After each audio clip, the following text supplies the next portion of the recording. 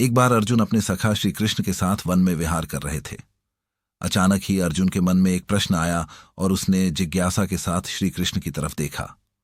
श्री कृष्ण ने मुस्कुराते हुए कहा, हे पार्थ, क्या पूछना चाहते हो? पूछो, अर्जुन ने पूछा। हे माधव, पूरे ब्रह्मांड में सबसे बड़ा कौन है? श्री कृष्ण ने कहा।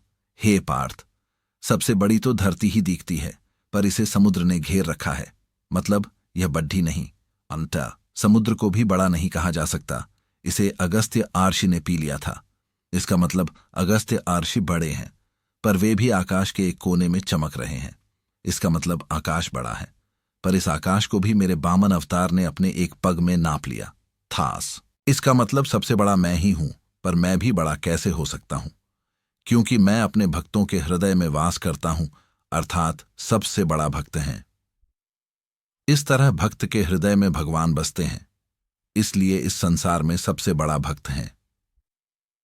अपनी इस कहानी में मैं यही कहना चाहती हूं कि ईश्वर कभी खुद को बड़ा नहीं कहता। ईश्वर भक्त के मन में वास करता है। उसे ढूंढने के यहां वहां भटकना व्यर्थ है। ईश्वर की चाह में मनुष्य को उसका स्थान देना गलत है। भगवा चौले के भीतर भगवान के दर्शन की इच्छा गलत है। ईश्वर सभी के भीतर है। अपने कर्मों को सद्मार्ग पर ले जाना ही ईश्वर की भक्ति है। उसकी चाह में खुद को धोखा देना ईश्वर को धोखा देने बराबर है। मनुष्य ईश्वर से डरता है जो कि अर्थहीन है, क्योंकि ईश्वर भक्तों को आशीर्वाद या दंड नहीं देता, बल्कि मनुष्य के कर्म उसे आशीर्वाद अथवा दंड देते हैं। मनुष्य का जीवन उसके कर्मों से तय होता है। ईश्वर मनुष्य का मार्ग नहीं बनाता। मनुष्य को अच्छे बुरे का विचार खुद करना होता है, और अगर प्रत्येक मनुष्य परहित का विचार करे तो वह कभी गलत नहीं होता। आज के समय में मनुष्य भेदचाल का हिस्सा होते जा रहे हैं। किसी भी व्यक्ति को संत का चौला पहने देख उसके अंधे भक्त बन जाते हैं। अपने कर्मों का विचार किए बिना उस पाखंडी की बनाई राह को अपना जीवन बना लेते हैं।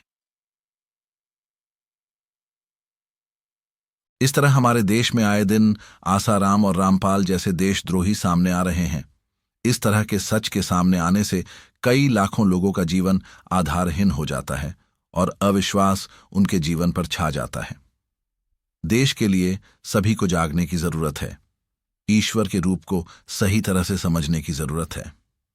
ये कहानी आपको कैसी लगी, आप हमें कमेंट बॉक्स में लिख सकते हैं।